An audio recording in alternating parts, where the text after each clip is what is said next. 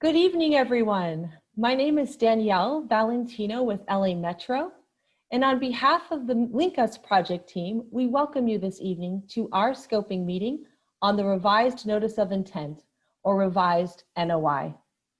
This scoping meeting is a critical component in the development of the Link Us Environmental Impact Statement and is a federal requirement under the National Environmental Policy Act, or NEPA. We're going to go ahead and give it just a few more seconds. We see more attendees entering into the virtual meeting room, and we want to make sure that they have a moment to join us here virtually. While we wait a moment, just a quick reminder for those who are here representing an elected official's office or part of an organization that would like to be acknowledged this evening, feel free to let us know through the chat. Since we can't see you visually tonight, unfortunately, we're going to have to rely on you letting us know in the chat if you're here. So please feel free to identify yourself so that on my side, I can make sure to acknowledge you.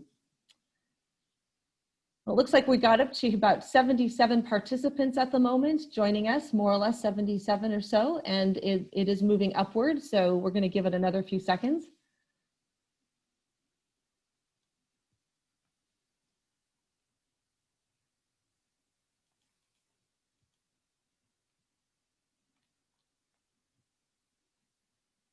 Great, we have someone joining us this evening who'd like to be announced. This is Miguel Paredes of the Lee Andrews Group saying hello and welcome, Miguel.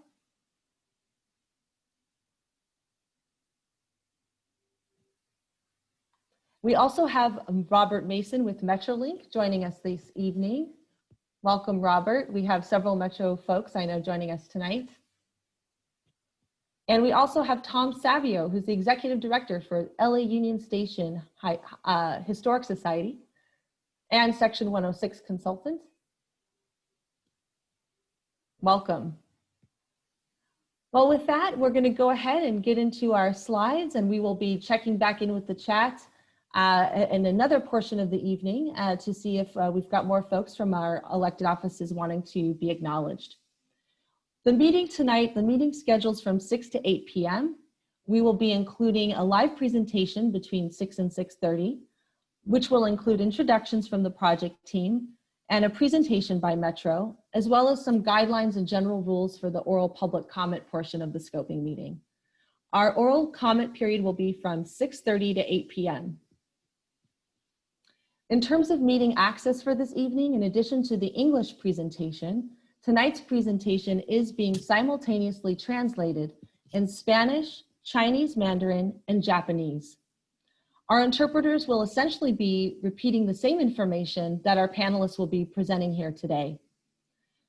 For this session, we have interpreters available through separate Zoom links that were provided in the virtual meeting room and by separate phone lines provided at linkunionstation.com.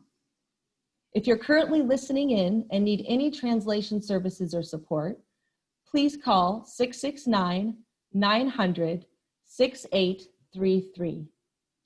For Spanish, the room ID number is 992-6797-8668, and the passcode is 671633. For Chinese Mandarin, the room ID is 714-1090-3307, and the passcode is 747576. For the Japanese room ID, 910-9789-3128, and the passcode is 249710. And again, all of this is posted in our virtual meeting room, and you should be able to find that there as well. Today's presentation is being recorded, and it's a 2-hour-long event, so please stay with us the full 2 hours if you can. We will have approximately 30 minutes for the presentation, followed by an hour-and-a-half public comments portion. All comments and questions will be part of the official scoping report, regardless of which tools you use to provide your feedback. Attendee microphones and phones will be muted during this webinar. And also, please know a web link to this recording and the presentation slides will be sent to all the attendees who filled out the registration and comment forms in the virtual meeting room shortly following this meeting. Additionally, the web link will also become accessible and uploaded in the virtual meeting room at linkunionstation.com shortly after this event. And again, if you have any technical difficulties, feel free to call 213-922-2524. Again, this is for any technical difficulties, 213-922-2524. So thank you all again for being here this evening. I'm quickly checking back into the chat and see if we have more folks who would like to be announced. We have Walsh Construction here. Welcome, Walsh Construction. And just a reminder to our electeds, let us know if you're here. We'd love to acknowledge you. Now with that, next slide, please. Quick introduction of where we'll be headed this evening. We're going to have our background and introduction to the project team. We will share on the purpose of this revised NOI, and as well as give you some background on the NEPA process. We'll also provide a project overview on the LINCUS project, and we will be focusing on the Malabar Yard offsite infrastructure, which is a very key part of this revised NOI process. We'll also be touching on our project funding as well as the project phasing elements. We will then end our session with how you can provide your comment tonight, as well as provide your comment after this evening, and we'll also open up to the public comment portion of the evening. Now with that, I'll turn it over to our Director for Metro Regional Rail, Vincent Cho, who's going to go ahead and introduce our project team and also get us started on the background and presentation. Vincent?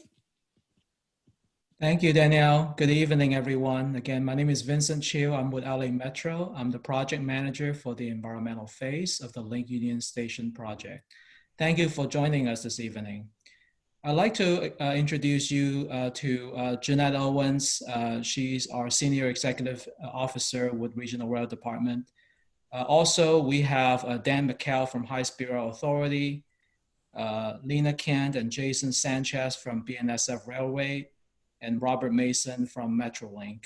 These folks will be with us all the way through the end to answer any questions that you may have on this presentation. Next, I'd like to introduce you to Dan McCall. He's representing California High Speed Rail Authority as the NEPA lead agency. Dan, would you like to introduce yourself? Thank you, Vincent, and good evening, everyone. My name is Dan McCall, and I'm the NEPA Assignment Manager with the California High Speed Rail Authority. Since July of 2019, the High Speed Rail Authority has assumed the Federal Railroad Administration's environmental review responsibilities under NEPA and other federal environmental laws under a program known as NEPA Assignment. You may be aware that Caltrans was the first state Department of Transportation to obtain NEPA assignment for highway projects from the Federal Highway Administration over 10 years ago. Similarly, for rail projects, the authority is the first in the nation to receive NEPA assignment of the Federal Railroad Administration's environmental responsibilities. The scope of our federal NEPA assignment agreement includes projects on the high-speed rail system, as well as other projects that connect to the system, including Metro's LINCUS project. Thank you for attending this meeting. We look forward to hearing from you, the project stakeholders, so that we can better define the scope of issues to study in the environmental document. Hearing and considering your comments is important to us and to the environmental process. With that, I'll pass it back to Vincent. Thank you, Dan. Metro is the project sponsor in the NEPA process, and we appreciate the partnership with California High Speed Rail on this project. We're also working with a number of agencies on this project, including California Department of Transportation, or Caltrans, Southern California Regional Rail Authority, or Metrolink. Both of them will serve as NEPA cooperating agencies. In addition, we're working with Federal Transit Administration, or FTA, as well as City of Los Angeles. They're serving us as NEPA participating agencies. Given that this project is a regionally significant project, we're also working with California State Transportation Agency, or CALSTA, City of Vernon, as well as BNSF Railway on this project. Next slide, please. We have been working on the environmental process for quite some time now. The process began in May of 2016. A notice of intent was issued for the preparation of a joint EIS-EIR document. At the time, Federal Railroad Administration and Metro was the joint lead agencies. In the fall of 2018, Metro decided to prepare a standalone environmental impact statement on this project. In the following January, Metro released a draft EIR for 45-day comment period. In the June of that same year, Metro board certified the final EIR. Next month, in the following month, California High-Speed Rail Authority was designated as the NEPA lead agency for the Link Union Station project, as described by Dan earlier. In August of 2019, the NEPA EIS process was restarted for the Link Union Station project. On September 18th of this year, a revised notice of intent was released for a 30-day public review comment period. And that comment period is going to end on October 19th. Next slide, please. The purpose of the meeting tonight is to really get your feedback and comments on this project. In particular, we want to inform the public and other agencies of the following changes to the Link Union Station project. And there are two main elements. First, the project will remove storage tracks on the west bank of Los Angeles River owned by BNSF. That area is immediately south of Union Station.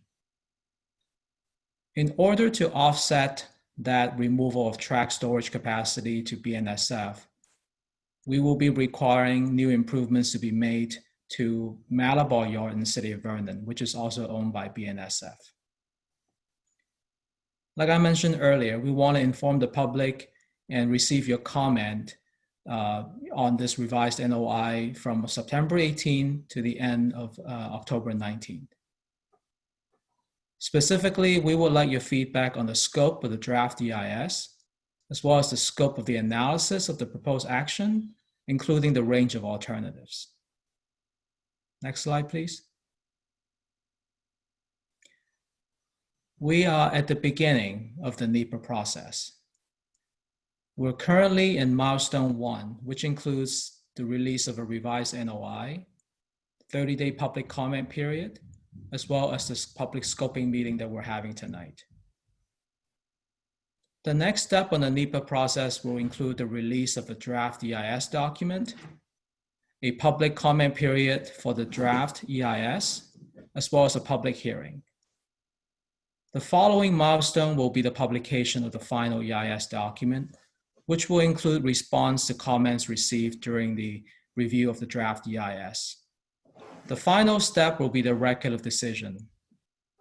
Every step along the way of the NEPA process, we intend to keep the public involved and make sure that we work with the public to better define the project. Next slide, please.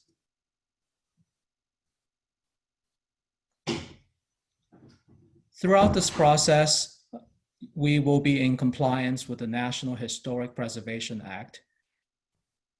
Any parties involved in becoming a Section 106 consulting party should inform us, Metro and High-Speed Rail Authority, in their comments. We have been working with a number of agencies already in the Section 106 project, including Caltrans District 7, City of Los Angeles Planning Department, City of Los Angeles Office of Historic Resources, City of Los Angeles Cultural Heritage Commission, as well as City of Vernon. Next slide, please. Here is a recap of the Link Union Station project.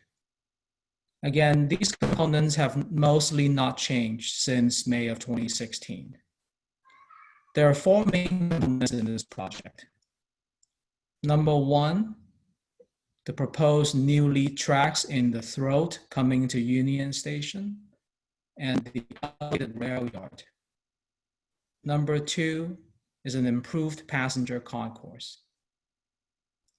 Number three is the highlight of the project, which are the new run-through tracks south of Union Station, including up to 10 run-through tracks. The last component is the subject of the revised NOI, which are the proposed movements to Vernon. Vincent, sorry to interject, but the audio is a little crackled. I think it's just the speed of connection is probably a little overloaded. Can you repeat the last two bullets there? I think we had a hard time hearing them.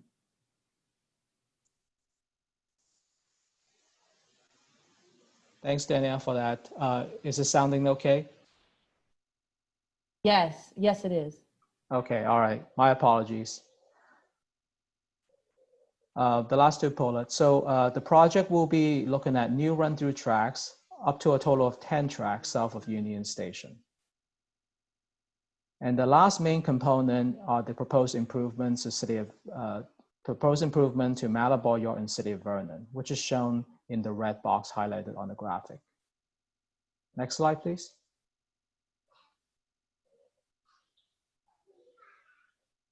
Here are the two build alternatives that will be evaluated in the NEPA EIS document.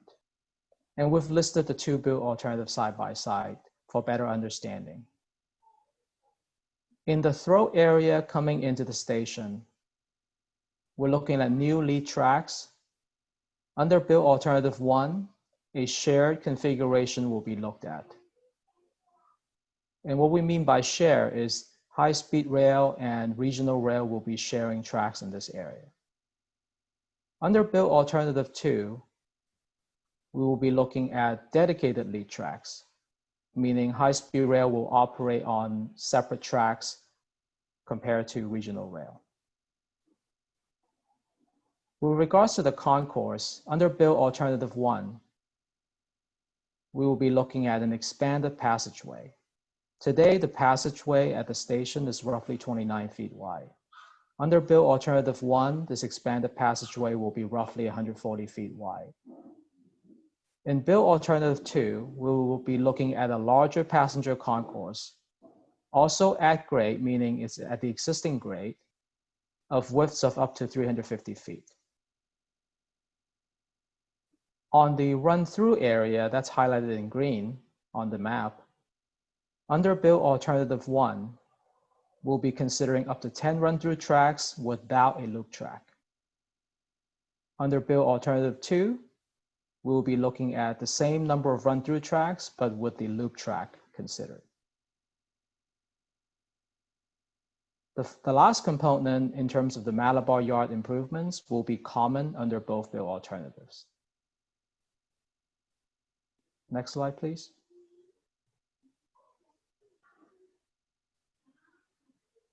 In the area where the proposed run-through tracks will connect back with the main line on the west bank of the Los Angeles River, in order for us to accommodate regional rail and future high-speed rail in this area, it'll require a removal of roughly or approximately 5,000 feet of tracks on the west bank.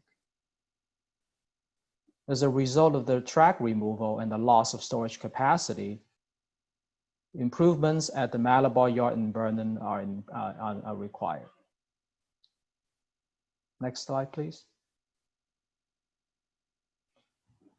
This is an overview map showing you geographically where Union Station is, which is on top of this page, and where Malabar Yard is. At Malabar Yard, we're looking at two main elements. Number one is the closure of the 49th Street grade crossing.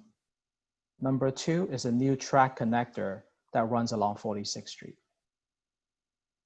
Next slide, please. What's shown in purple is the extent of the closure along 49th Street. What's highlighted in green is the extent of the new track connection, which is about 1,000 feet long along 46th Street. The existing Malabar Yard it runs north and south, as highlighted in the gray box. Next slide, please.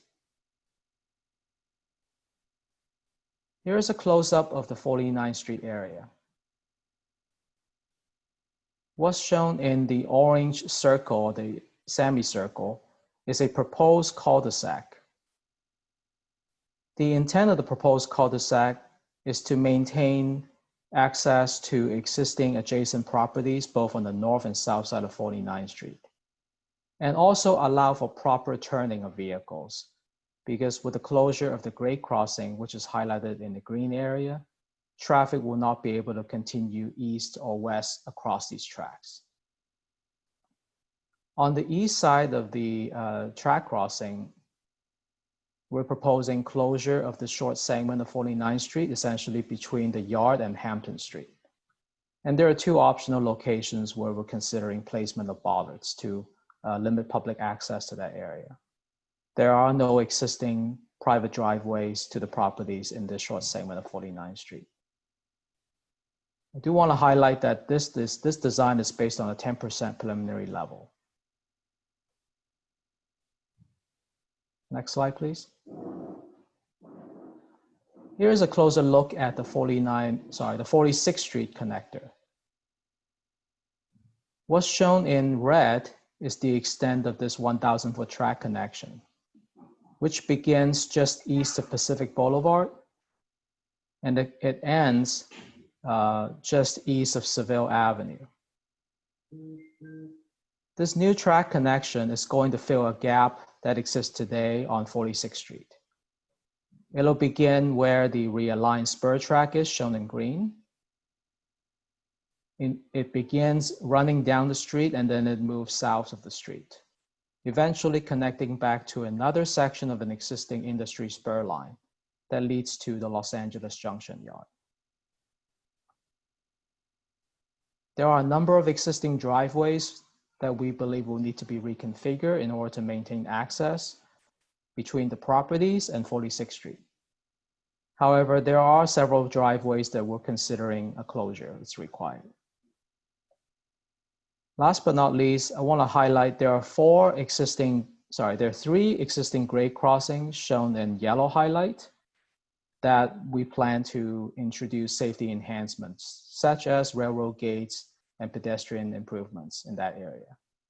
There will be one new at-grade crossing proposed on Seville, shown as a green dot, near the intersection of 46 and Seville.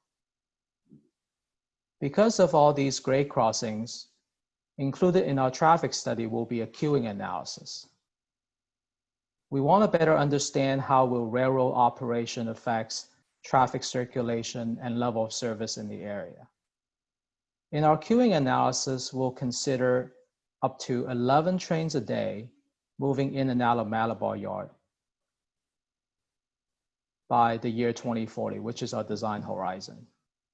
Upon opening, based on feedback from BNSF Railway, we anticipate up to 8 trains a day moving in and out of Malabar Yard.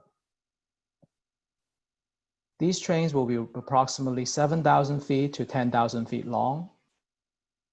The majority of these trains will travel outside of the peak periods defined between 7 a.m. and 9 a.m. and 4 p.m. to 6 p.m. What you see here is a design based on 10% design level. Next slide, please. Also, as part of the traffic study, we will consider and make sure that we maintain access between the businesses and the adjacent local freeways. What's shown in the middle of that map is the limits of the Malabar Yard traffic study area. And as you can see, there are 3 main arterials that provide access to the freeways, including Santa Fe Avenue, Vernon Avenue, and Leonis Boulevard. Next slide, please.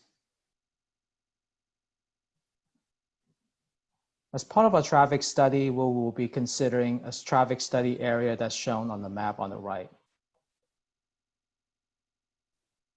The red boundary is the limits of the traffic study area. That includes 10 intersections, 11 roadway segments, and 16 driveways.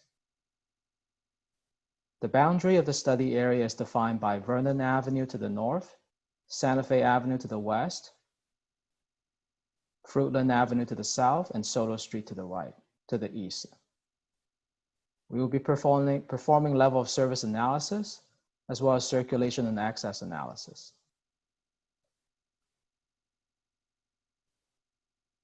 Last but not least, the queuing analysis that I was referring to earlier will consider the number of trains that will be running along the 46th Street, how fast they will be traveling, the length of these trains, as well as time of day when they will operate.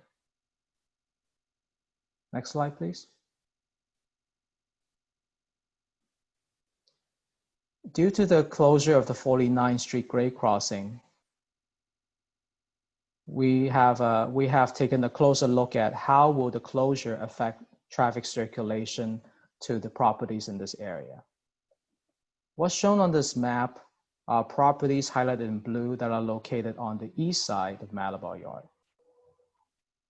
With the closure of 49th Street, you will be able to maintain your access to the freeway using Hampton Street, 49th Street, or Fruitland Avenue back to Pacific Boulevard. Your access to 710 will not be affected by the closure of 49th Street. Next slide, please.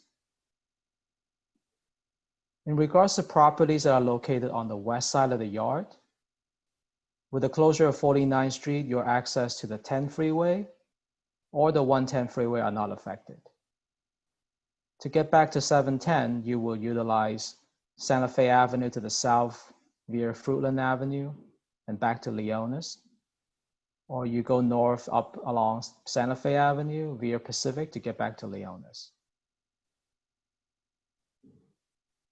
We demonstrated that the traffic circulation will be maintained with the closure of 49th Street.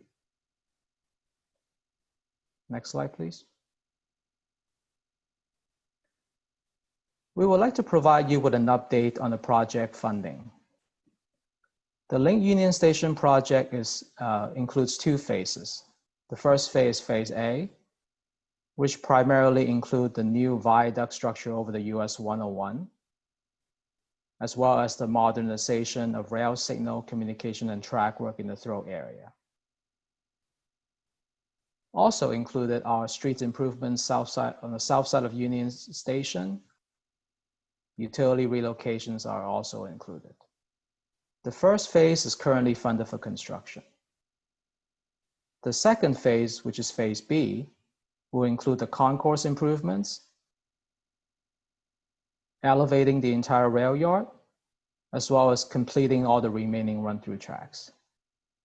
Phase B is currently not funded for construction. With that, that concludes my presentation, and I will transition back to Danielle to tell you a little bit more on how you can stay involved. Thank you, Vincent. Great information, very thorough. Just a quick reminder, we're just really appreciative of all of you who've taken the time out of your busy schedules to join us this evening and learn about this project. We have about 89 or so attendees, or 87 at the moment, and it shows really good and strong interest from all of you. We do want to remind you that after tonight and after this initial scoping phase that is kicking off our environmental impact statement process, we wish you to continue to engage with us and continue to be part of our extended project team as we work through this environmental impact statement over the next many months. So with that, just a quick reminder who your key contacts are.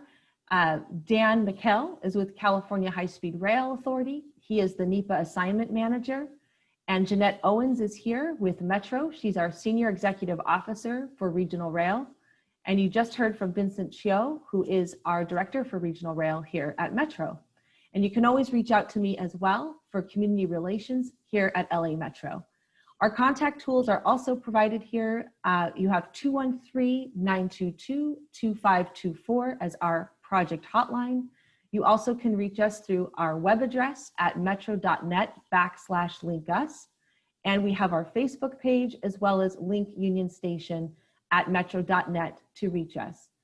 So with that, we are going to take a moment and look at the chat and see if we've got any elected offices or anyone else wishing to be acknowledged. And we do have Brian Freund with Flatiron, and also Stacy Whitbeck from Joint Venture. So welcome and thank you for saying hello and acknowledging that you're participating this evening. And a reminder, any elected offices that like to be acknowledged, feel free to let us know.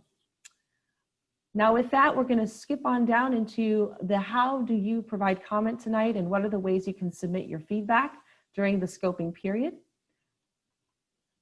Next slide, please. Thank you. Your public scoping period will be available through October 19th.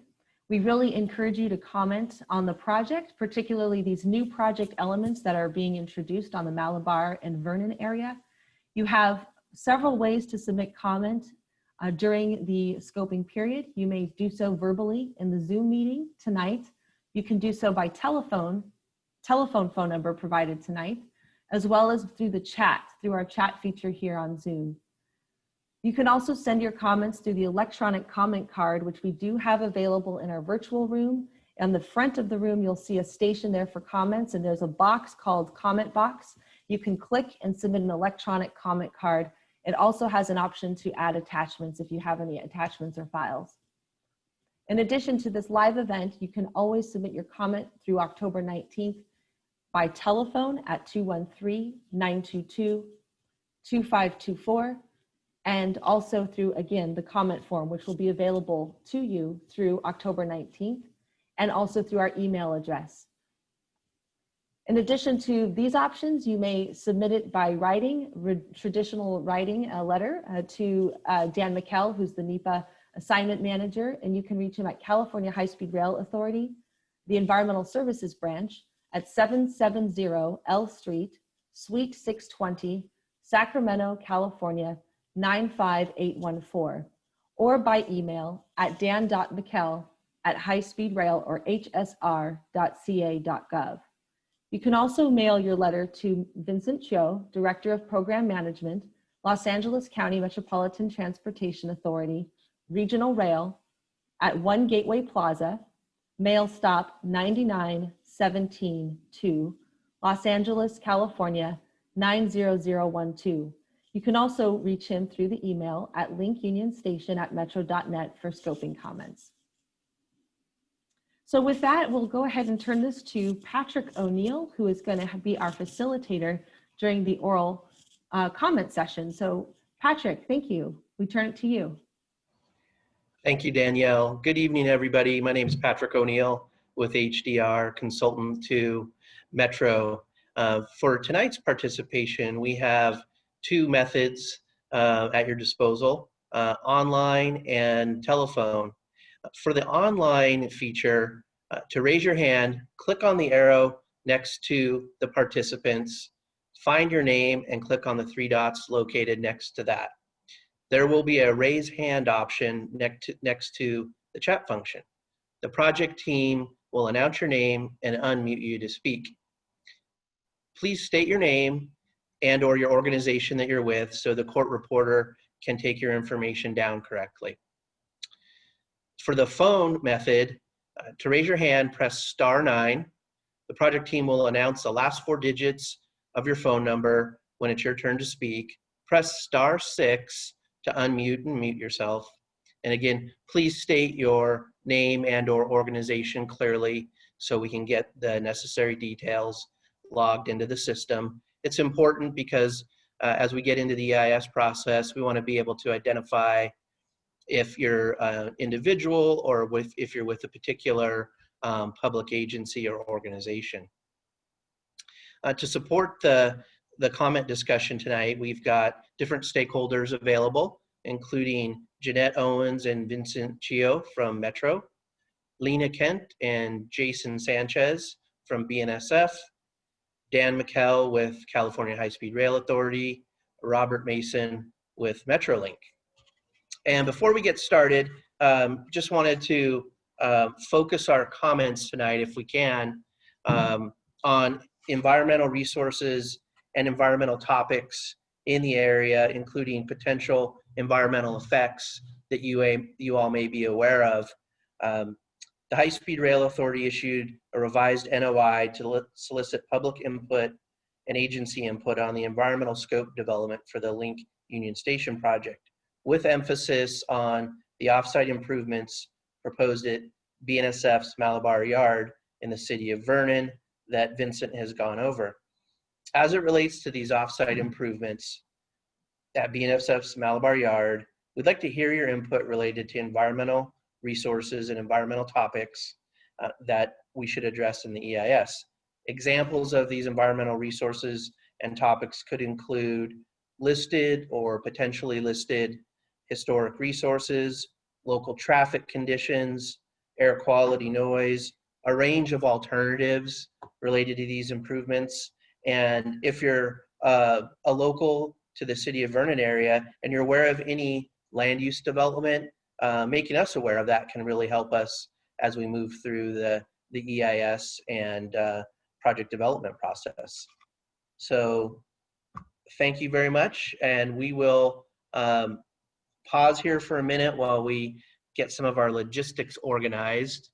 And then we'll go through the comments first. And as Danielle had mentioned, we've got 3 different languages that we're interpreting tonight.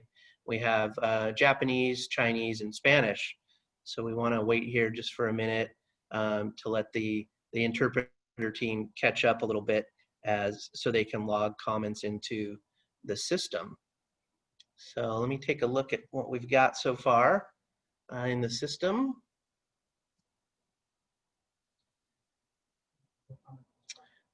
Okay, thus far we've got more than a few people logging themselves in as attendees, which is always very helpful. But thus far, we don't have any specific comments that have been logged just yet. But as Danielle said, I think we've got upwards of 80 folks on the call. So we may get some comments here in a moment. And I'll just ask the project team that's on the line facilitating things that just give us a heads up if you've got anybody on the phone line who is trying to get our attention and provide some comment.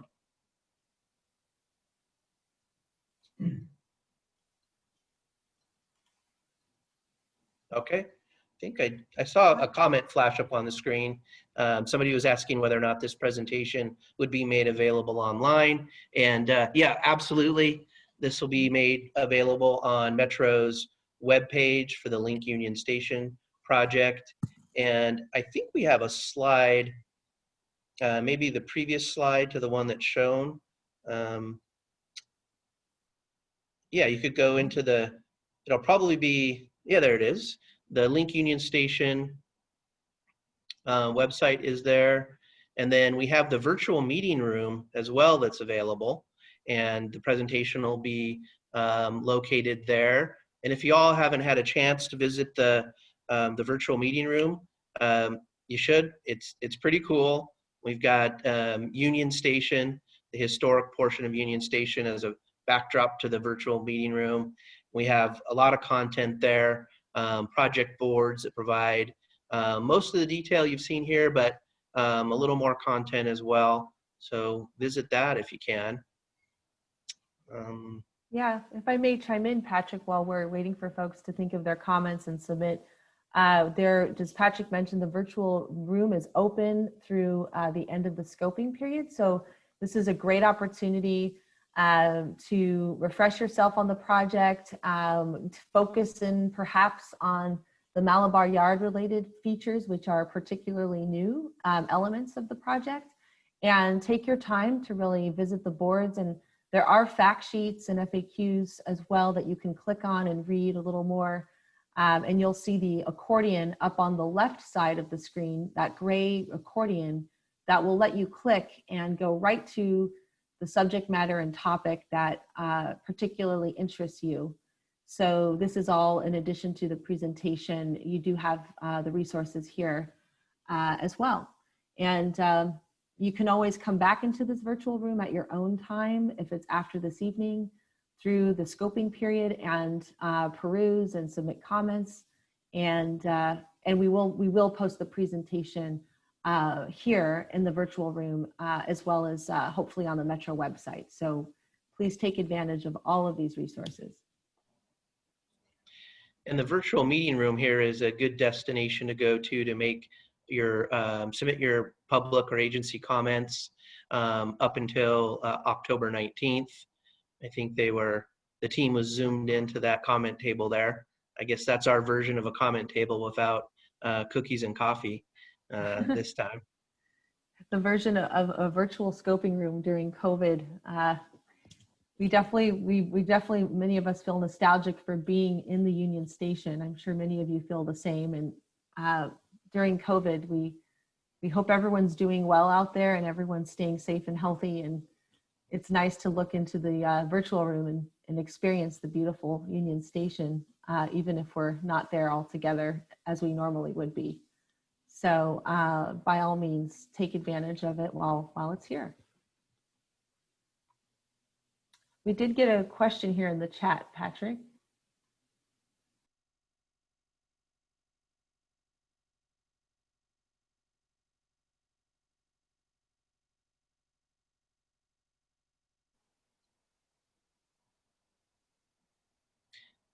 Yeah, that one vanished off of my screen real quick. Okay, got it coming up through our other system.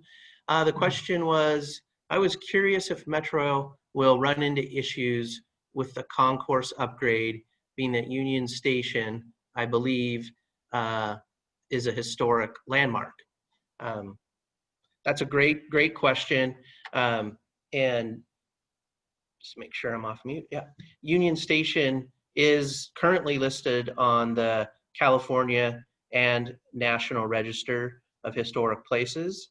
And we will be going through the full National Historic Preservation Section 106 process to perform the evaluation of potential effects to the historic aspects of Union Station. And there's actually 14 character defining features that lend themselves to the historic eligibility of Union Station. And that process is just kicking off, getting underway with a submittal to SHPO, probably within the next couple of months. And we'll be coordinating with consulting parties that have asked to work with High Speed Rail Authority and Metro on the project. So it'll be a very thorough evaluation and concurrence process with SHPO. Thanks for that question. Great question.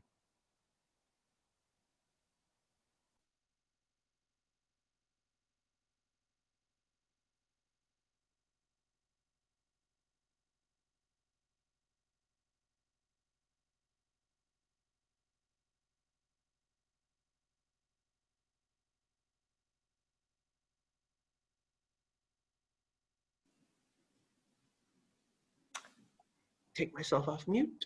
We've got another one that came in. What's the latest procurement schedule for Phase A of the Link Union Station project? On this one, I think I'll grab Vincent if I can, or Jeanette, to talk about the anticipated procurement schedule for Phase A. Thank you, Patrick. So the Phase A procurement schedule for the CMGC project delivery is slated to occur in early November. There's a slight delay on it, but early November is where we are targeting at this time.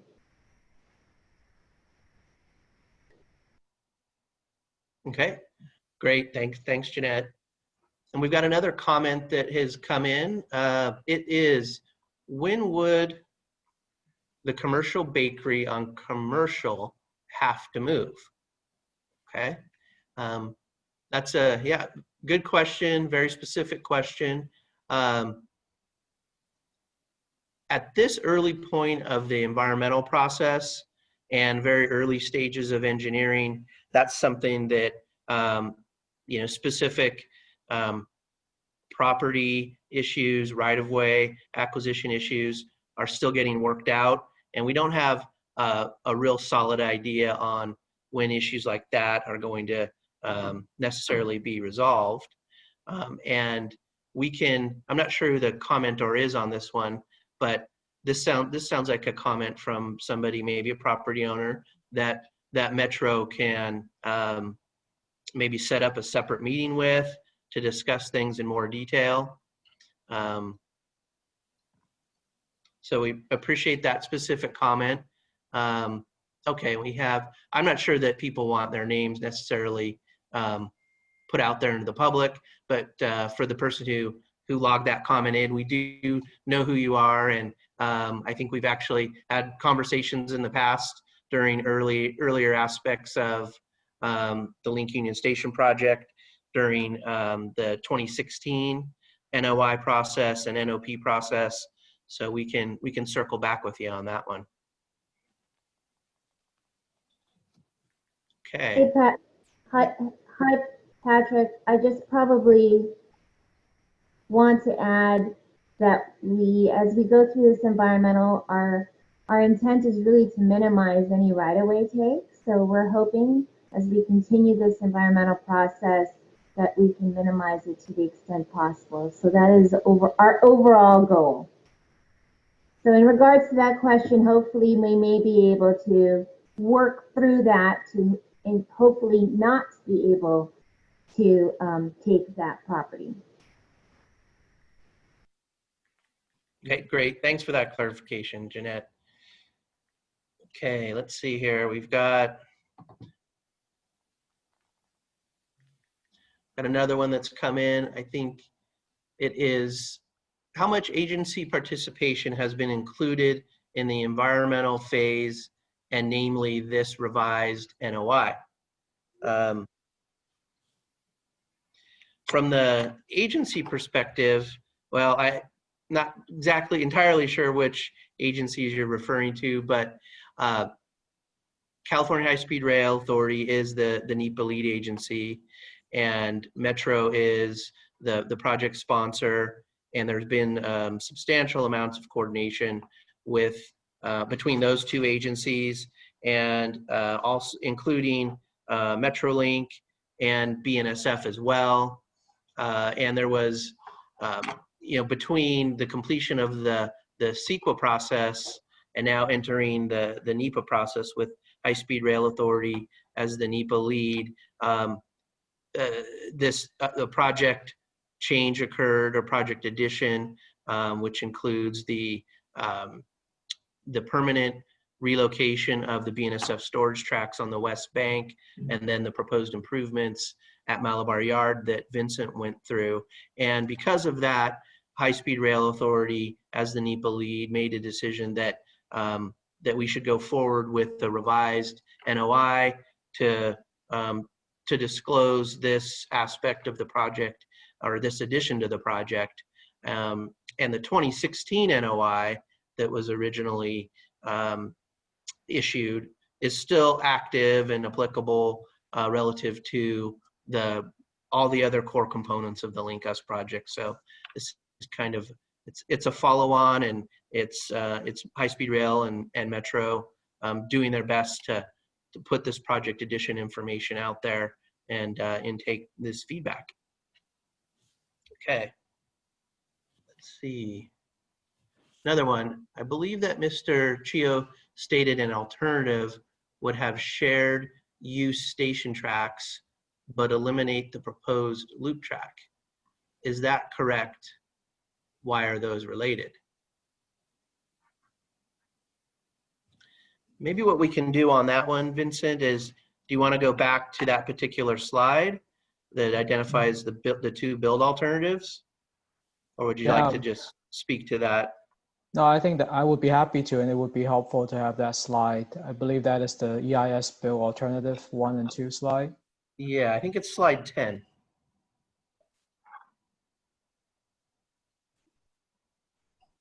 Yep. That's the one. Yeah, so perhaps I'll try to clarify what was included in build alternative 1. And in Bill Alternative 1, we will be considering shared lead tracks in the throw area, expanded passageway that's up to 140 feet wide, up to 10 run-through tracks without a loop track, as well as the Mattaball Yard offsite infrastructure.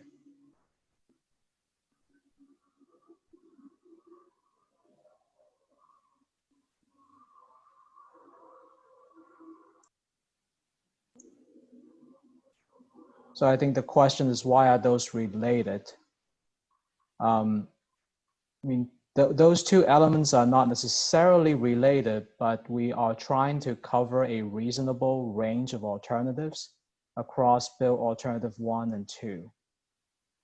And given the 4 distinct components in this project, we believe this list will cover that range. Patrick, would you have anything else you want to add? Yeah, I agree with you, Vincent. And there's maybe just a little more background there is, I think, folks that have been with the Link Us project and tracking the evolution of it know that we've gone through a CEQA public review process. And this is the EIS process is following that. And we want to make sure that the reasonable range of alternatives gets analyzed fully and equally as part of the EIS process as well. Okay, see here.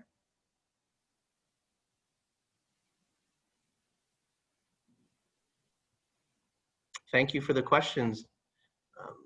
Nothing new at the moment, so we'll be on pause here for a minute. But I know, as Danielle has said before, there's many opportunities to comment on the project. Doesn't have to be tonight necessarily.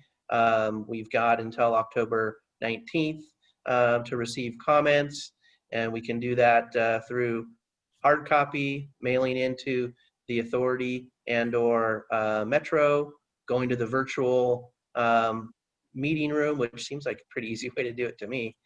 Save that stamp money. Yeah, that's true. Save a little money and enjoy the virtual space of Union Station, which I think is a real treat. So it's such a beautiful space.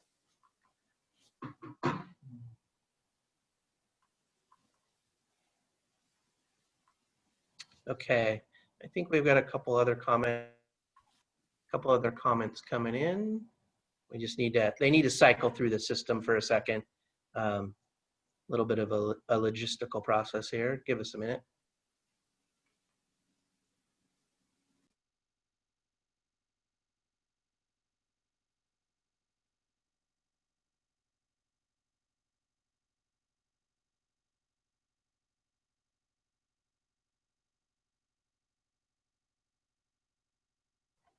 Okay, looks like it's cycled through.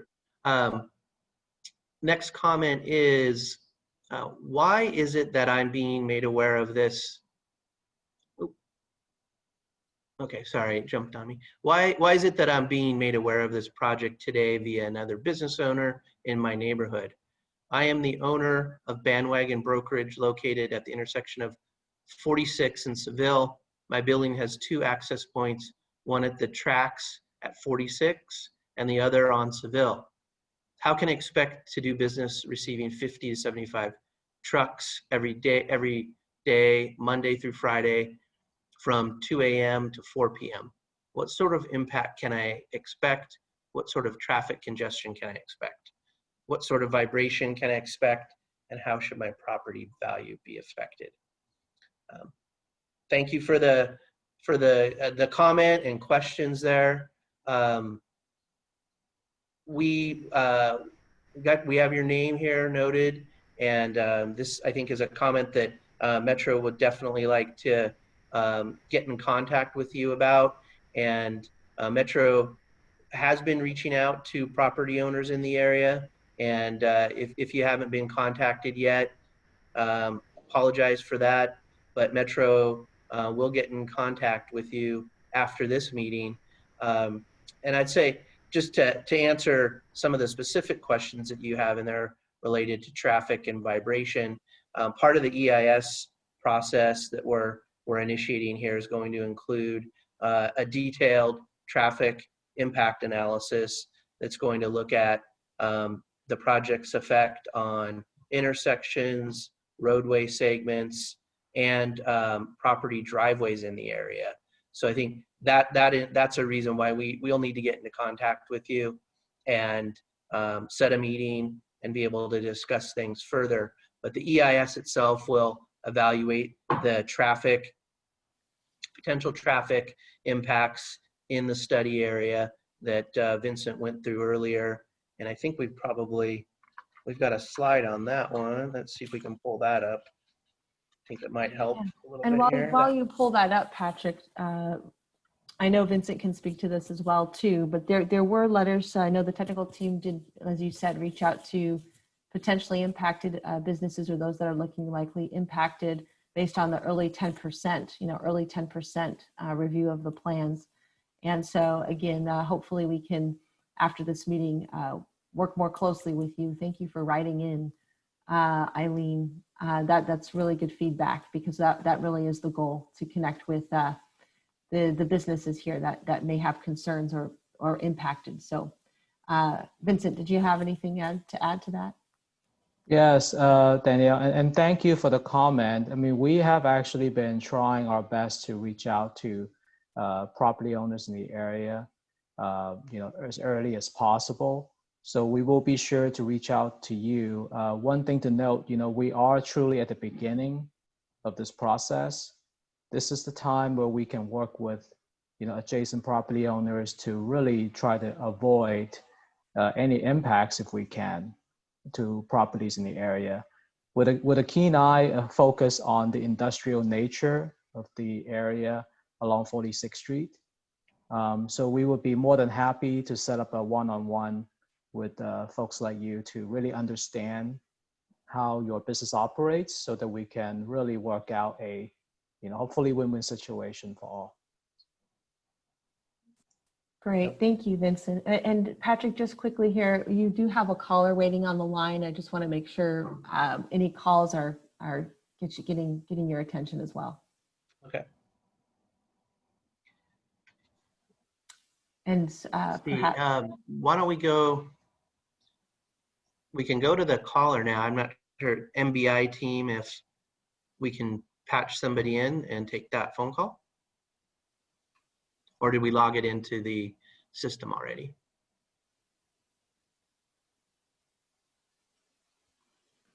Okay, yeah, I think we've got a few comments that are in the system. Maybe I'll go through those.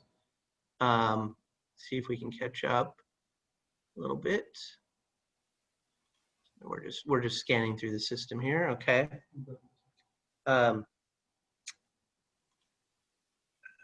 Okay.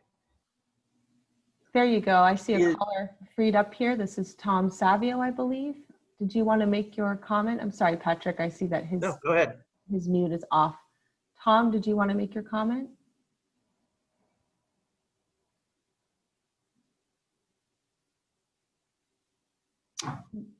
Matt, if you can make sure we are able to hear from Tom. I know he's waiting here.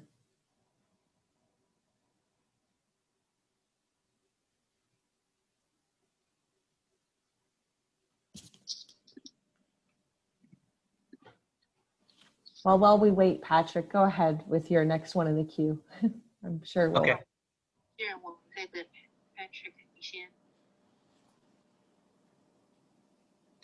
I heard somebody faintly, but I couldn't make out the entire statement.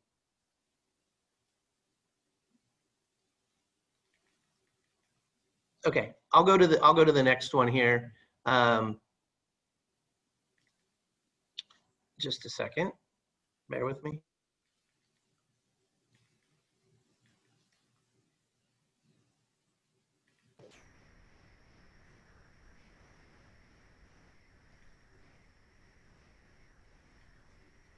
So Patrick, you're on Okay. mute. Yeah, next one is, the question is the intent to get both build alternatives 1 and 2 approved environmentally pending the funding available, or is it to select one over the other. As part of the EIS process, we're going to evaluate both of the build alternatives at an equal level. And as we get near the draft EIS, there's a potential that based on the initial results of the technical studies that we're working on, including traffic, noise, air quality, and so on, that the High-Speed Rail Authority and Metro may be able to make a decision to identify one of the build alternatives as a preferred alternative going into the draft public review process, and then in a later stage of the process, in the final EIS, and then in the record of decision, one of the build alternatives would be selected by High-Speed Rail Authority and Metro. And I'll just pop in here, and I think you said your last sentence faded out there. I think there was a connection issue, but I think you said dependent on what the final EIS selects, Patrick, as the final, your last sentence faded out about the EIS selection. Okay, yeah, after the draft EIR public review period, and if a preferred alternative may be identified in the draft, but if it's not, then a preferred alternative would be identified and selected in the final EIS and record of decision process. Okay. Come through? Okay. Great. Great. Thanks for that question. Appreciate it. We're just updating the system here. Okay. I'm going to go on mute for just a second. And I see just while you queue up the next one, I do see the next one that's been waiting from Tom that we lost on the call, but he's lost audio, but asks, does California High-Speed Rail have a preference for option 1 or 2? In that option 2 would give the southbound curving tracks greater radii. So basically, does California High-Speed Rail have a preference for option 1 or 2 in that option 2? In that option 2 would give the southbound curving tracks a greater radii. Great, thanks, Danielle. At this stage in the process where we've just identified what the build alternatives are that would be evaluated in the draft EIS, and we're at the process of setting the project description. The High-Speed Rail Authority and Metro don't have a preference at this time. That preference will will change over time as we finish technical studies and other project development issues become resolved. But at this point, there's no preference there. But maybe I'll bring Dan McKell into that conversation. He's the NEPA lead for High-Speed Rail Authority. Dan, do you want to make a comment on that?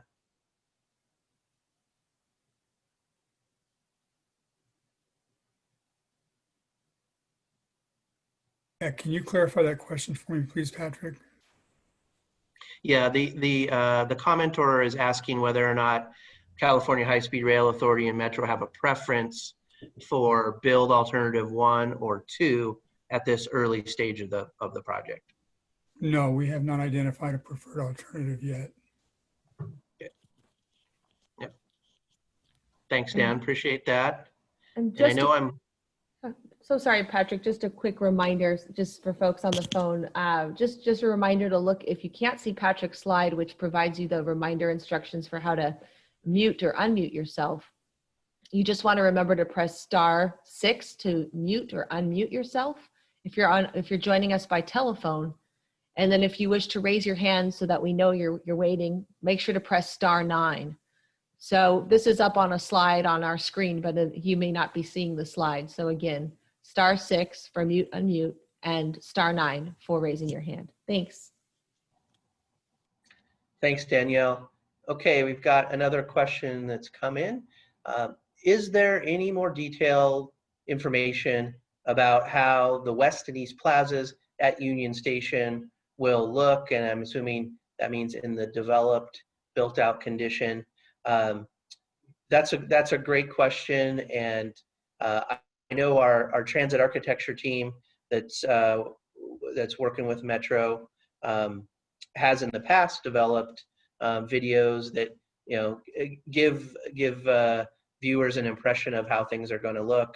Maybe I'd turn to Jeanette or Vincent on whether or not there are any updated videos or renderings coming our way. We are working on one final video that covers both Phase A and Phase B. So that's overall the intent. Okay, But great. we Thanks, do have a Jeanette. video right now that's in the scoping that you can easily play for those of you who haven't seen that video yet. Mm-hmm. Do you want to point to that, Patrick? If it's in the virtual meeting room, I think we might be able to pull it up and view it. I don't know, Danielle or MBI team, do you know if it's in the virtual room? It's actually the concept draft video. That video is actually on the Metro website, and so yes, you can see the concept video under the. I think it's under the concourse tab of our Metro webpage. If you go to link us, Metro/link us, and you'll find a tab there that says. I believe it's the concourse. So we can bring it up if you want to continue with comments. We can look it up. Okay, and that's the video that has been up on the website for a while, right, Danielle? That folks may have viewed previously, and Yes. Yeah. That's the one. Mm-hmm. Okay, and I think what Jeanette's describing is that there may be an upcoming video in the future, and I'm sure everybody who's logging into this meeting and as long as we have your contact information, once that video is available, we'll be able to alert you to that and you can view it.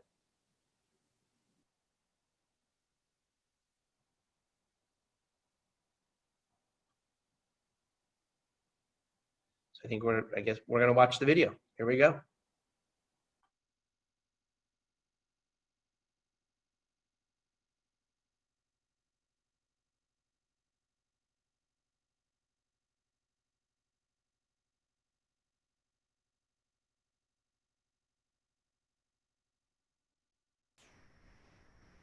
I don't think it can be heard, Patrick. Union Station is central to the transportation renaissance taking place in LA today. The new landscaped West Plaza sits between the new retail and the new modified expanded passageway.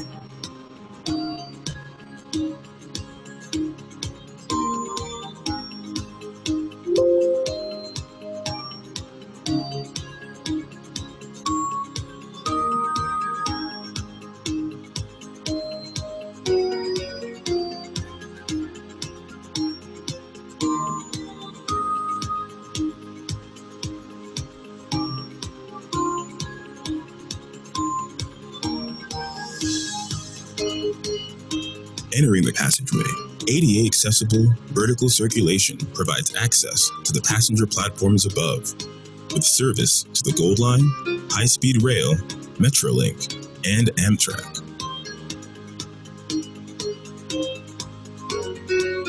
Retail kiosks adjacent to the core retail space line the route through the new modified expanded passageway.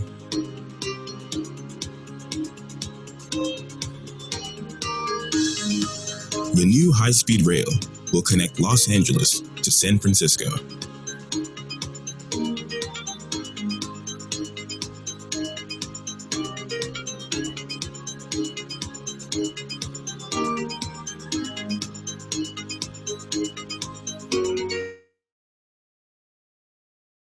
Located in the new modified expanded passageway.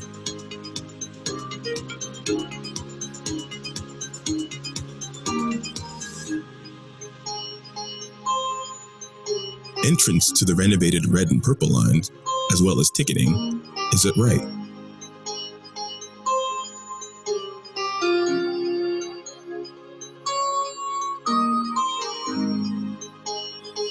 The Link Union Station project is designed to meet the long-term needs of Union Station while transforming it into a world-class transit and mobility hub.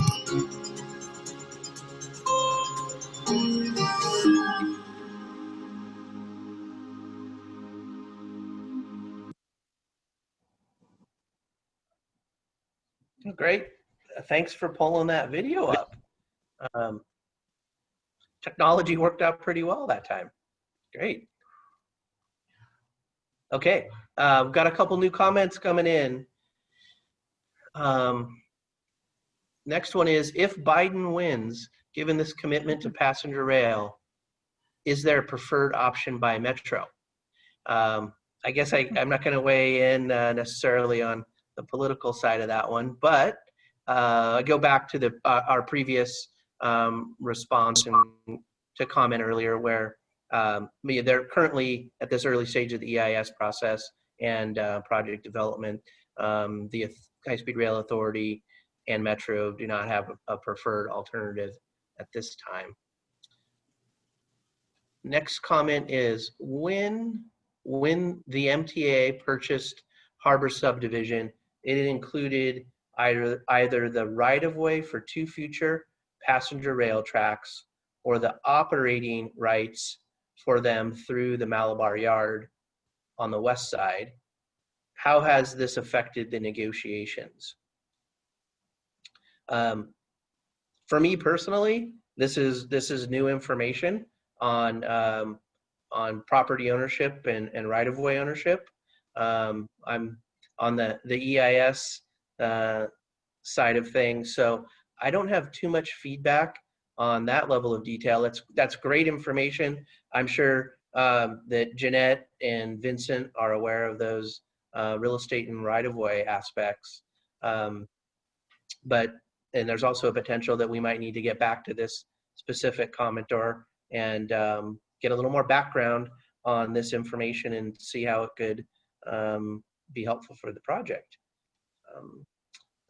Jeanette or Vincent, any comments on that item? No, but any information like that would be helpful to us, so we appreciate the information. Very good, thank you. Okay, for the moment, that's what we've got for comments that are active and available in our log. Thanks for the great questions and comments thus far. And potentially new information that can support the project.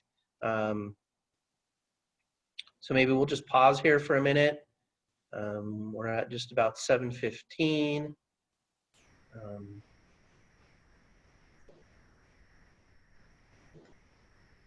So we're entertaining a little bit more questions for those of you that may have more questions about the project. We're hoping that you're not shy. We're all here.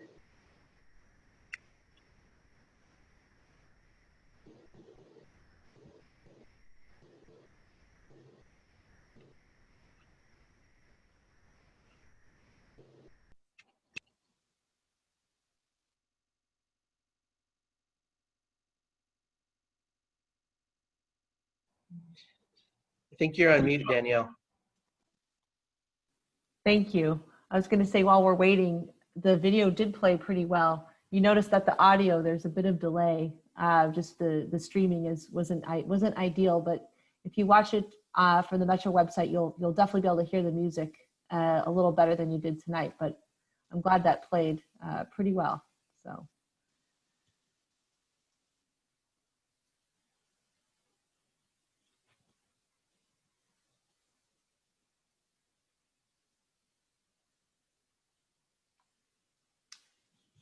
And again, while we wait, remember from process standpoint, after the scoping period, there will be the draft EIS period, which will be another round of meetings coming back after scoping some months down the road here to share additional information on the project and have a lot more information to share. So do look forward to that, and make sure you do fill out the registration form, make sure we have every way to reach you and keep you involved and engaged with us in these next milestones that we'll be leading into here.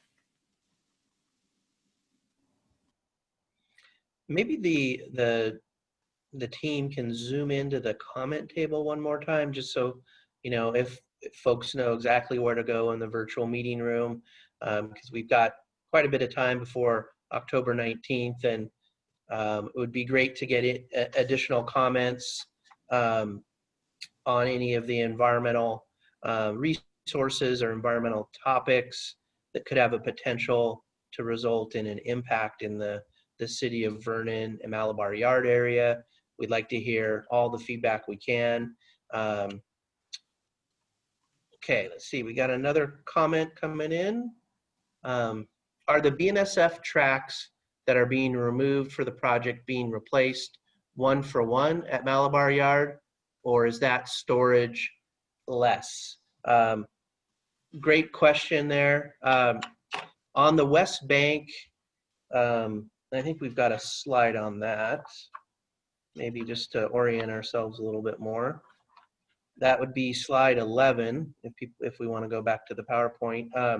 But on the West Bank there, there's going to be a permanent loss of approximately 5,000 feet of BNSF storage tracks.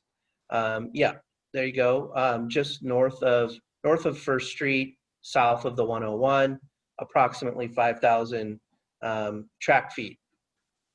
And over at Malabar Yard, the reason why the closure of 49th Street is so important is that closure helps alleviate the loss of that 5,000 track feet.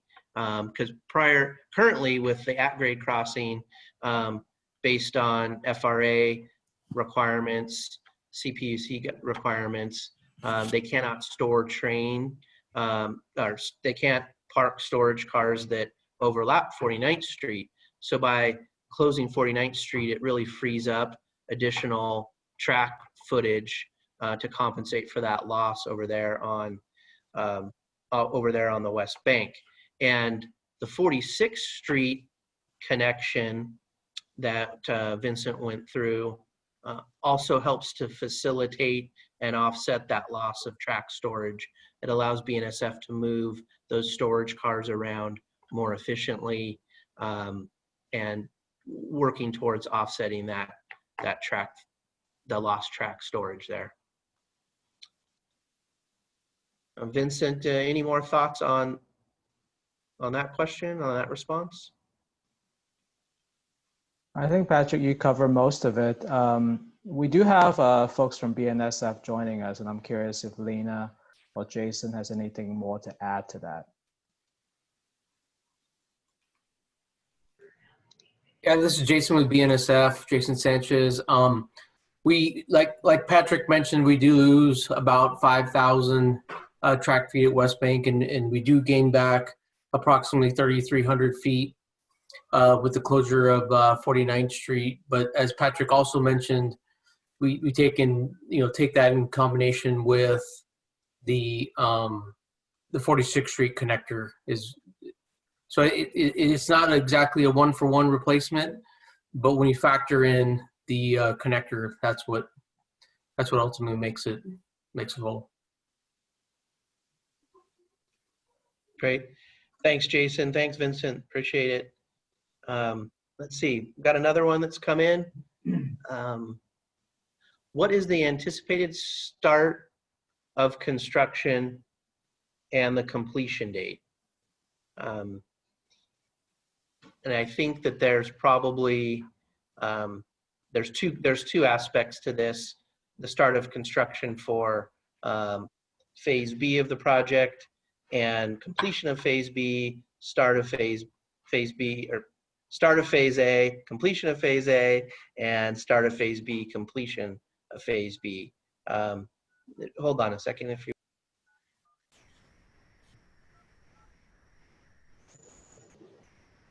So Patrick, I'll take this question. So we're in the process we're in blackout procurement right now, hoping to engage a CMGC, a construction manager general contractor and hope to get that awarded by spring of 2021. Depending on the contractor's schedule, we hope to start first, perhaps early construction work as early as late 2022 or 2023 and be completed with construction by 2027. And that's only for Phase A because only Phase A is funded for construction at this time. Great. Thanks, Jeanette. And was just conferring with my colleagues here. And for the EIS, I know many of the folks on the line are familiar with the need to identify our scenario years for analysis. And we're currently looking at a scenario year for Phase A of 2026, and then for Phase B, and this is for opening, and for Phase B, 2031. And those are just the scenario years that we need to identify based on best estimates to perform the technical environmental analysis. So, great. See, got another one coming in.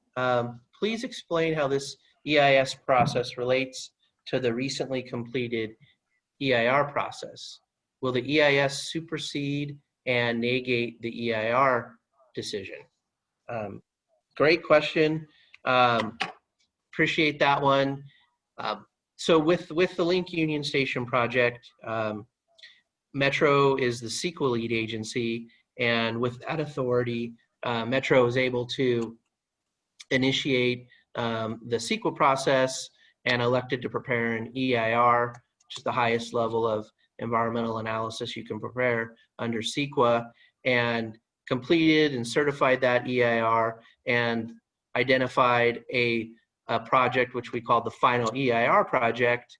And now we're preparing a separate environmental document under the National Environmental Policy Act, NEPA, and that's an EIS, which is the top tier environmental document that can be prepared under that federal requirement.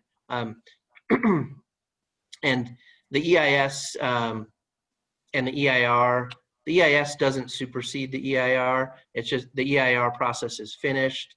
It's identified a proposed project, or it's selected a proposed project, and now the EIS is going to review that proposed project, which is essentially build alternative 1, and also going to review build alternative 2 at an equal level of detail, moving all the way through the environmental process and the NEPA process, EIS process, to the point where California High-Speed Rail Authority would issue a record of decision identifying the preferred alternative. It could be build alternative 1, consistent with the CEQA process, or it could be a variety of build alternative 1 and build alternative 2. We just need to go through the process and let the environmental document and other project development considerations lead towards the record of decision. Okay, we have a caller waiting. The last 4 digits are 1297. The host would like you to unmute your microphone. You can press *6 to unmute. The host would like you to unmute. You are unmuted. My question was answered. Okay. Sounds good. Thanks for calling in. Okay.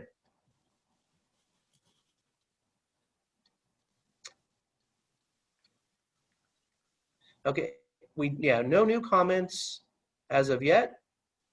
So we'll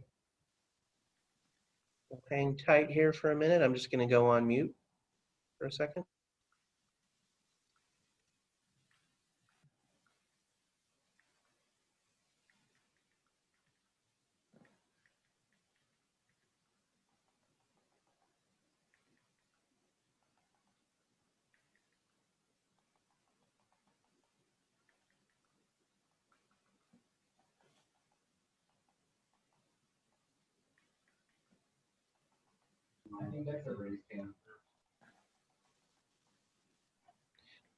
Okay, we've got another one that's come in.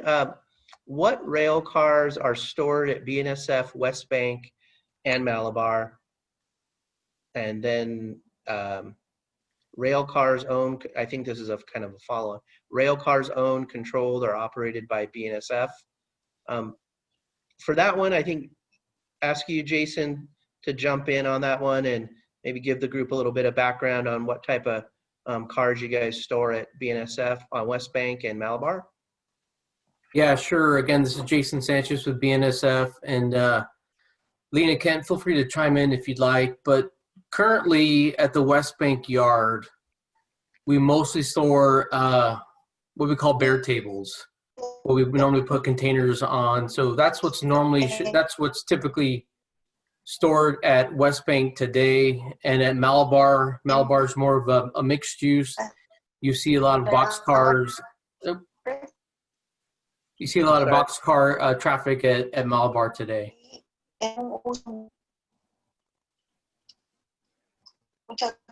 Great, thanks, Jason. I think we have somebody else who's not on mute. If you could go on mute, that'd be great. Laura Hernandez or Danielle. I think maybe you're trying to say something, but we can't quite make it out. It sounds like it's one of the translator lines. The Spanish was coming through a little bit. Yeah. Okay. Thanks, Danielle. All righty. I think we had another one, right? Can you confirm that the CMGC SOQ will be advertised by LA Metro on their website early November 2020? I think that's an item for Jeanette or Vincent.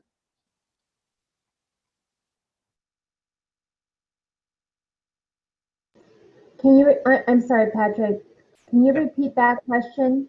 You came on a little. You bet. The question is, can you confirm that the CMGC SOQ will be advertised by LA Metro on their website early November 2020? So the CMGC RFQ is, has already, the due date for the RFQ has already been, has passed. I believe that was in sometime in September. I don't have the official date, but we'll definitely respond to you in a written form on when that official date was. So that is where we are in the RFQ. The intent is to, once we have completed the review of the qualification on the RFQ, is to issue a letter of invitation for the RFP, which will be issued out by early November. Okay, great. Thanks, Jeanette. Okay, we've got more coming in. Let's see. One of the slides mentions that for Phase B, the rail yard does not, does this include platforms at Union Station must be raised? How much would it be raised by, and why is this necessary? Then there's a little more, a reference noted, the widened tunnel, will it have to be designated? Will it have designated path for dispractitioned? Oh, sorry, that may, okay, I combined two comments. So let me reread the first comment. One of the slides mentions that for Phase B, the rail yard at Union Station must be raised.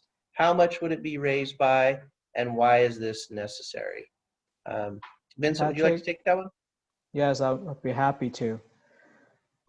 Yeah, so in Phase B, the rail yard needs to be raised, including the platforms will need to be raised.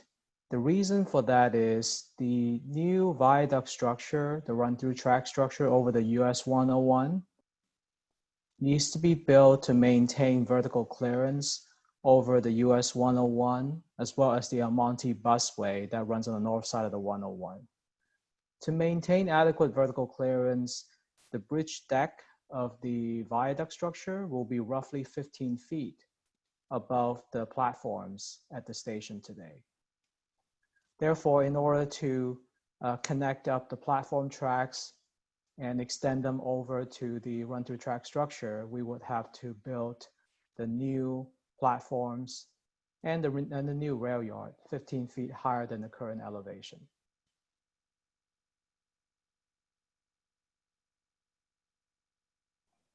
Great, thanks, Vincent. Thanks for summarizing that. Okay, here we go. New one coming in. Will the wider tunnel passageway have designated and protected pathways for motorized carts, moving baggage, and disabled patrons for safety and speed? This idea has been suggested to us by Red Caps at Union Station. Yeah, I mean, the easy answer is yes, that with this, with the expanded passageway, there's going to be substantially more room than is currently available in the 20-foot wide tunnel that, you know, we've all taken going east-west underneath the rail yard. And this will be part of the design of the concourse, the wayfinding concepts, ADA compliance, that the transit architecture design team will be further defining as the development process moves forward.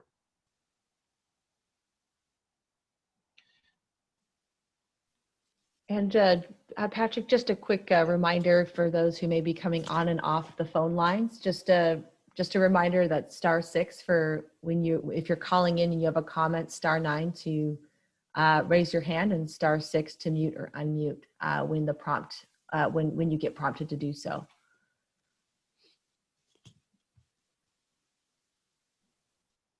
Thanks, Danielle. Okay, I think we're caught up. Oh, here comes a new one.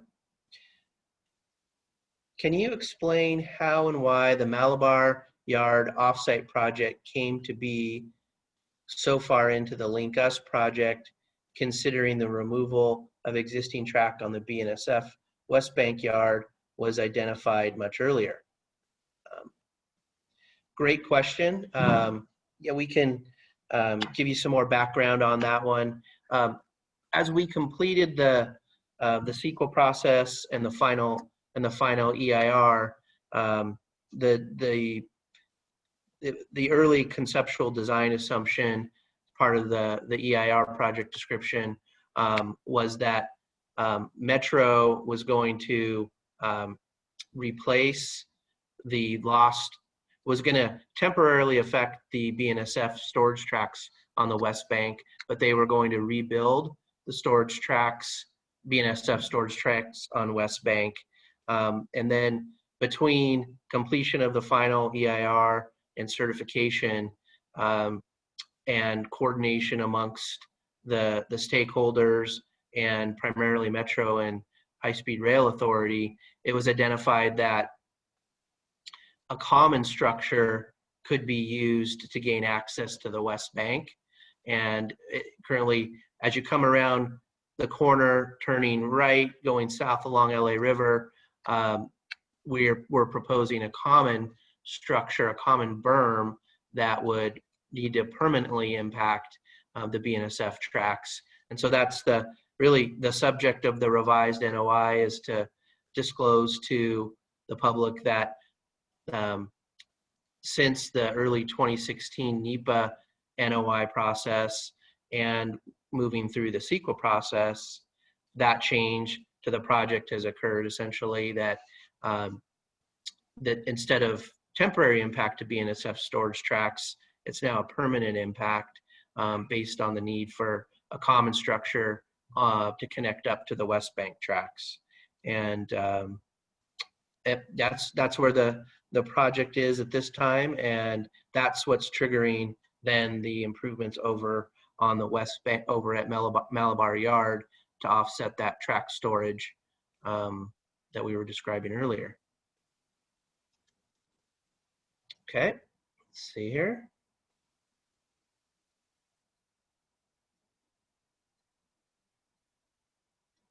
Okay, the next one is, so the Malabar Yard project is in order to offset lost BNSF. Yes, exactly. That's what's happening. The combined common structure that's connecting to the West Bank tracks is triggering the permanent loss of BNSF storage, and that needs to be compensated and replaced at Malabar Yard. Okay. I think we've got another one coming in. Hang on.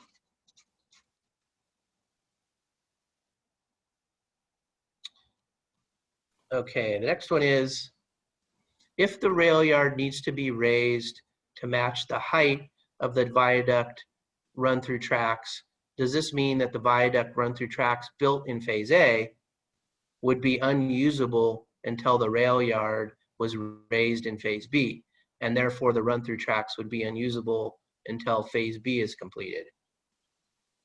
I know Vincent has that response. Go ahead, Vincent. Thanks, Patrick, and thank you for the question. I can tell this is a true fan following the project. So I didn't have a chance to explain that issue better. My apologies. Included in Phase A is a ramp that would have to be built. And we have decided to choose Platform 4 to be the location of that ramp. Because as you mentioned, you know, the bridge that will be built in Phase A would be significantly higher than the train station. And, you know, in order to deal with that, a ramp is needed in the interim as part of Phase A, so that we can have 2 initial tracks run through from Platform 4 onto the structure. So the structure will be usable. It's just that not the entire width of that structure will be used for train operations at the end of Phase A. Now in Phase B, once the entire rail yard, including the platforms, are raised, then we can connect up to 10 total run-through tracks. I hope that answers the question.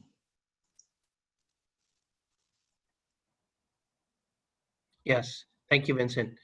Okay, another one coming in. Just a second here.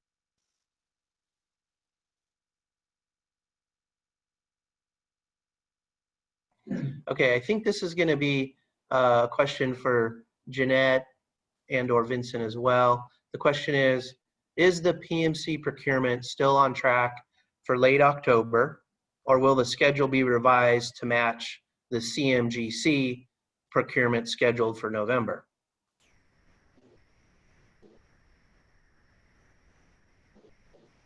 Great question. And yes, you're absolutely right. We will have to adjust what we're now calling the CMGC support services to occur after the release of the CMGC RFP. Great, thank you, Jeanette. Okay, the next one is, Patrick? yes. Sorry to interject, but I want to make sure, it's hard to sometimes see. We do have a caller with their hand raised. So if we could maybe take a moment, they've been waiting patiently. John Ree. If we could You let bet. John Ree, thank you.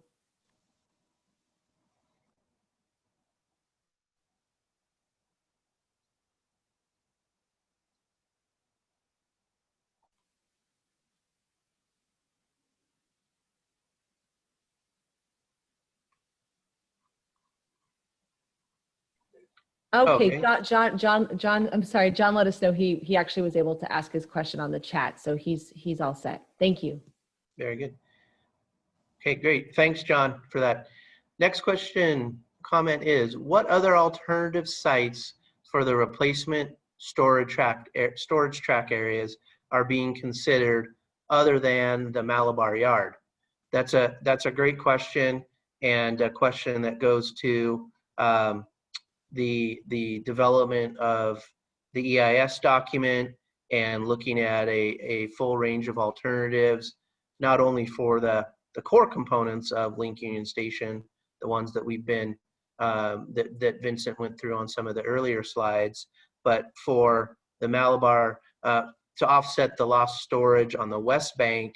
We're working very closely with the High Speed Rail Authority and with BNSF themselves to evaluate offsite other alternatives for the replacement storage tracks. And we'll have a very thorough alternatives evaluation in regards to the reasons why Malabar Yard has been selected as a location to replace the lost storage tracks. And we'll have that available as part of the draft EIS.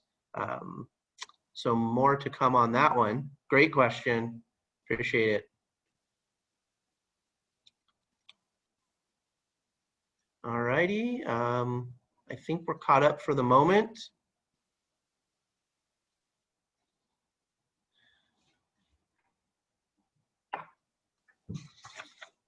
Take a little breather for a second. Feel free to put comments into the chat or raise your hand for a phone call. And we have still really strong participation. Just want to thank everyone while we wait for more comments to come through. We still have 52 people staying for the long haul. And again, just we really appreciate your engagement and interest, especially during the times we're all in together during COVID, being unable to meet in person.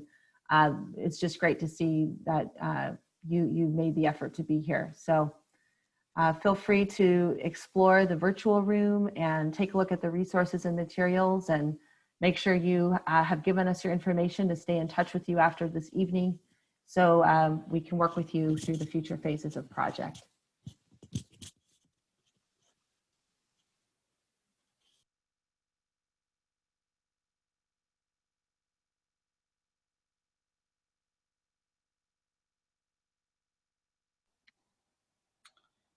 See here, we've got a little more activity. Okay, a couple of folks thanking the project team for the presentation. Thank you for attending. Great questions tonight. We're available if you've got any more.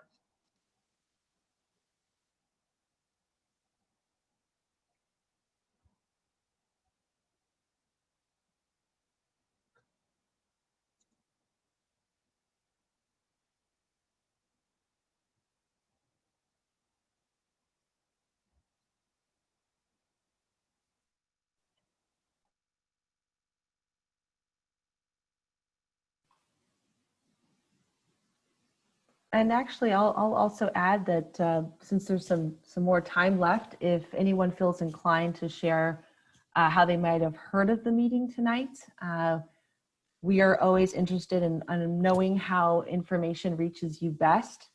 Maybe it was a newspaper ad or a social media post, or maybe it was a mailer, or but we would really appreciate informally knowing how you heard about the meeting, and maybe what forms of media reach you the best to help you get informed of what meetings are coming and put them on the calendar.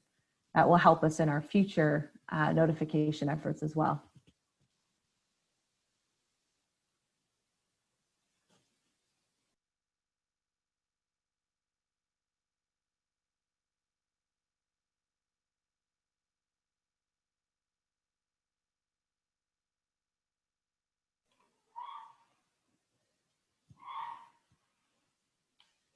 Great, we heard someone read it from the source, the Metro the source, which that's great news. We, of course, always try to maximize the source. And so that's great. Thank you for that. And email updates as well. Wonderful. Thank you for that. And we got another, some questions in here. Yep, a couple more coming in. Will the BNSF track work? I think this is a question for Jeanette and Vincent. Will the BNSF track work be part of the CMGC contract? or a separate early works contract? And then there's a part two, but maybe Jeanette, do you want to answer part one?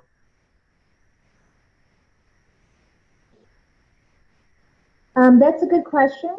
In regards to if it's maybe included as part of the early part of the CMGC contractor involvement during the design.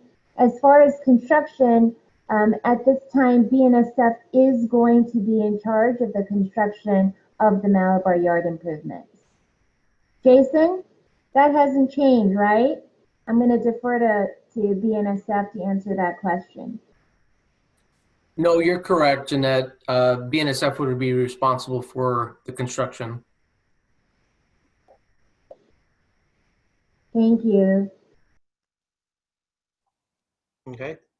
So to clarify, Jeanette and Jason, that the track work will not be part of Metro's CMGC contract? It'll be direct to BNSF? Correct. Okay. Very good. Let's see. A couple of people are commenting that they heard about the meeting through the source and that it typically has good information. Yeah, thank you for that. Appreciate that feedback. It's a really good two-way forum. It's even employees, we all read it. It's very helpful. Thanks.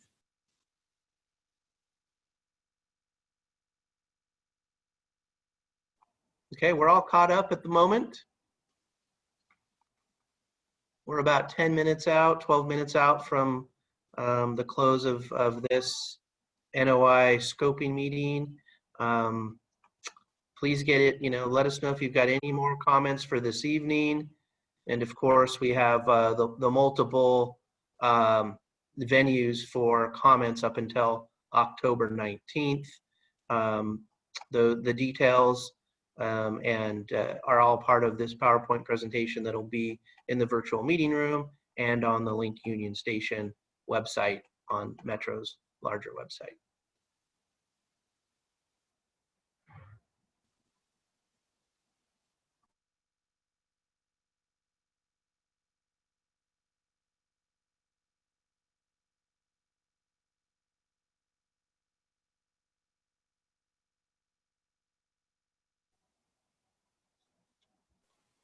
I'll just add too, I think to help manage expectations, give us about 72 hours for those presentations to be visible online. You'll see it, as Patrick said, in the virtual room and then our Metro website probably very, very quickly, but that's a safe window to keep your eyes peeled for that. And we'll be sending out e-blasts as well to thank everyone who attended, and so we can make sure to remind you of when those are posted. I'm hearing that there might be another hand raised. I don't know how we can activate or connect with that person if the MBI team can find them. Is it an online hand raise or a phone hand raise? It looks like Fred Bonert has his hand raised, and he is calling by telephone. So if we can let Fred be heard. Yes, can you hear me? Yes. Great. I was just wondering, during the construction, will a provision for catenary, in other words, electrification, will that be included in the plan for the eventual high-speed rail entry into the station?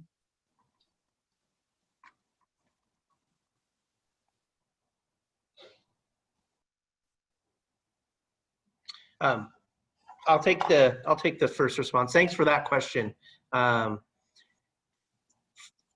answer it in terms of maybe the first response from the perspective of the EIS document, in that the EIS is going to accommodate the high-speed rail project as a related project. And so within the boundaries of the Link Union Station project footprint, we'll be evaluating the physical impacts that include the regional rail component and the high-speed rail component.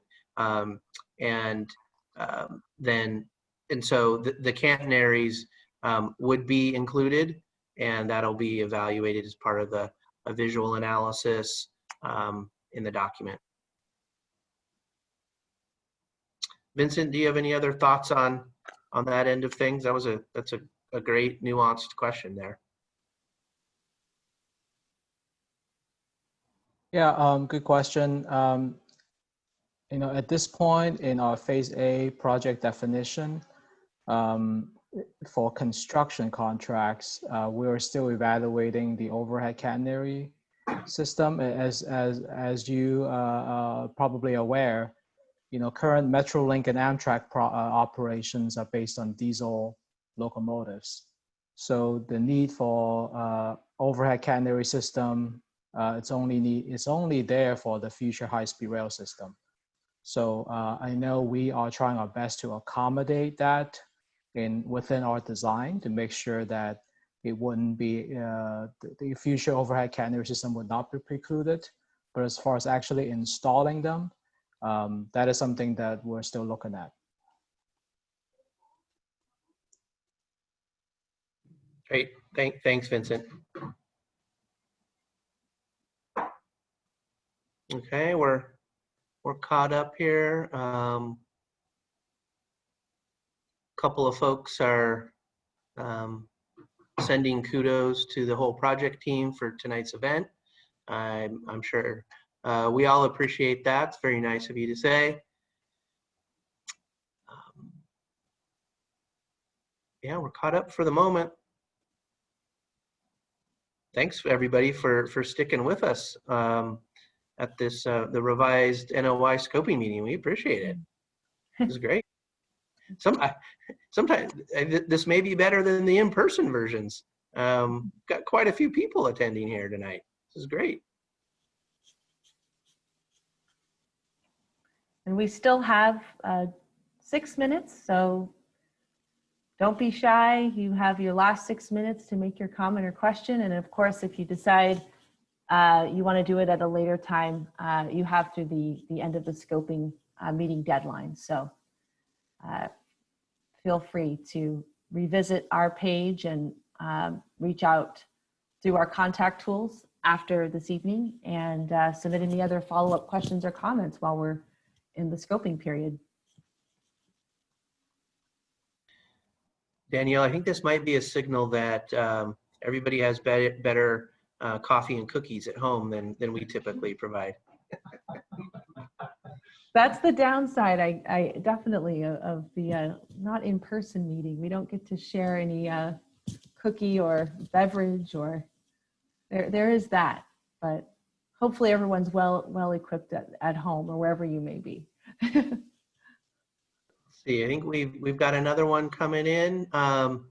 This one's directed to Vincent. Were you saying that the entire track layout will accommodate overhead catenary power, but in the beginning of and then the comment trails off? Can you see that comment, Vincent, or would you like me to read it again?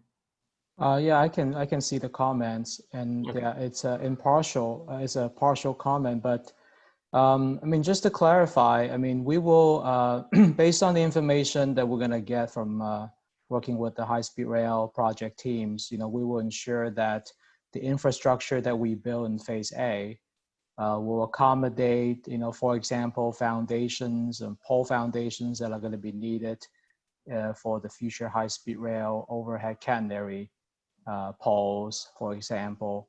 And any other design requirements that will be provided, we'll consider that in our design as we move towards final design.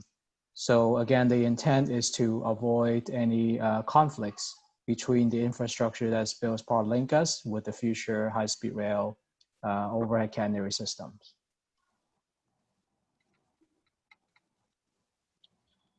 Great. Thanks for that clarification, Vincent. Let's see. Another one's coming in. Will the project require the demolition of the current Patsaurus Transit Plaza entry building? Thank you very much for answering questions. Great presentation. Thank you. So I'll read again. Will the project require the demolition of the current Patsaurus Transit Plaza entry? Okay, I think I understand that question, and the commenter is identifying the domed portion of the entry plaza to Patsaurus. And I think the answer is yes, that that portion, that domed portion of the entry plaza into the passageway would be demolished as part of the project to build out the planned East Plaza.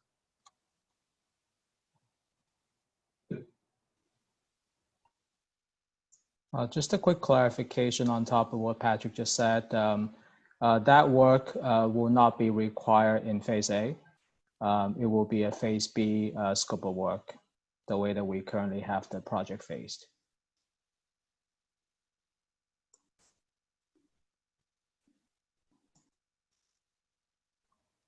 Great, thanks, Vincent. Appreciate it.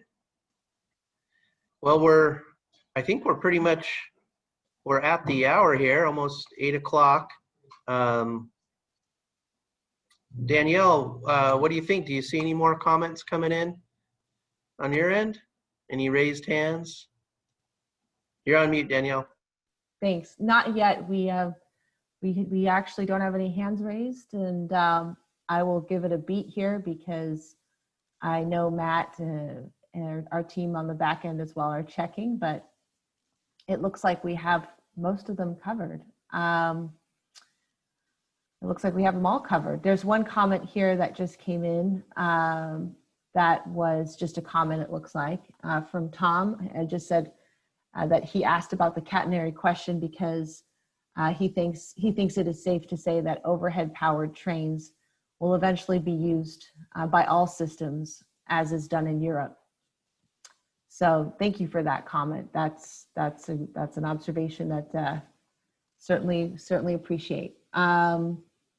Yeah, so we're pretty good here. We technically have 1 minute left, so we're not going to run everybody out of the room. So feel free to maximize this 1 minute left. Well, we'll